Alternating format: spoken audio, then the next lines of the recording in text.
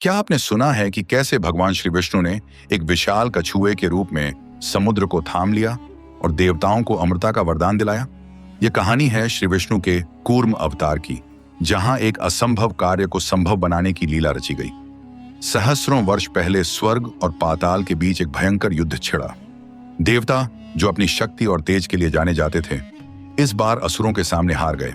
हार का दुख और चिंता लिए देवता भगवान श्री विष्णु की शरण में पहुंचे। उन्होंने हाथ जोड़कर प्रार्थना की, हे प्रभु, असुरों ने हमें युद्ध में परास्त कर दिया है, हमारी रक्षा करें और हमें विजय का रास्ता दिखाएं। श्री विष्णु ने कहा, हे देवगण, तुम्हें असुरों पर विजय दिलाने का एक उपाय है। समुद्र के किनारे जाके मंदरांचल पर्वत को मथनी और वासुकी नाग को रस्सी बनाकर समुद्र मंथन करो। इस मंथन से अमृत निकलेगा, जो तुम्हें अमर और असीम शक्ति देगा। उस शक्ति से तुम असुरों को आसानी से हरा सकोगे। देवता समुद्र तट पर पहुंचे और असुरों को समझाया। असुर भी अमृत की लालच में इस कार्य के लिए तैयार हो गए। मंदार पर्वत, जो लाखों योजन ऊंचा था, उसे समुद्र में लाया गया। वासुकी नाग की रस्सी बनाई, मंथन शुरू हुआ। असुरों को वासुकी के मुंह की ओर और देवताओं को पूंछ की ओर खड़ा किया गया। लेकिन जैसे ही मंथन शुरू हुआ, एक बड़ी मुश्किल सामने आई। मंदार पर्वत इतना भारी था कि वह समुद्र में डूबने लगा। देवता और असुर निराश हो गए। अब क्या होगा? क्या मंथन रुक जाएगा? तभी भगवान श्री विष्णु ने अपनी लीला दिखाई। उन्होंने एक विशाल विस्मयकारी कछुए का रूप धारण किया।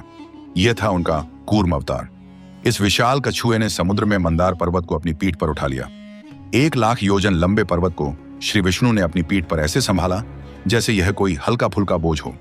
जब मंदार पर्वत स्थिर हुआ तो देवता और असुर फिर से उत्साह से भर गए। उन्होंने पूरी ताकत से वासुकी को खींचना शुरू किया। मंथन फिर से शुरू हो गया। जैसे जैसे मंथन तेज हुआ, समुद्र से एक के बाद एक चमत्कार होने लगे। पहले निकला हलाहल विष, फिर निकली दिव्य वस्तुएं, कामधेनु गाय, ऐरावत हाथी और न जाने क्या क्या। हर बार कुछ नया निकलता तो देवता और असुरों की उत्सुकता बढ़ती।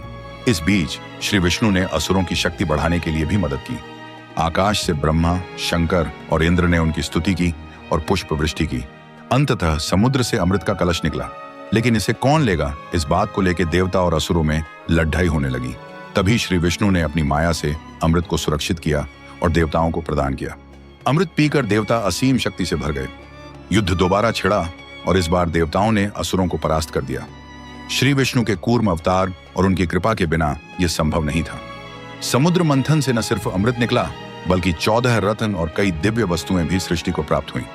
ऐसी ही रोचक कहानियों के लिए इस चैनल को सब्सक्राइब करें, वीडियो को लाइक करें और अपने दोस्तों के साथ शेयर करें और कमेंट में श्री विष्णु देवाय नमः जरूर लिखें।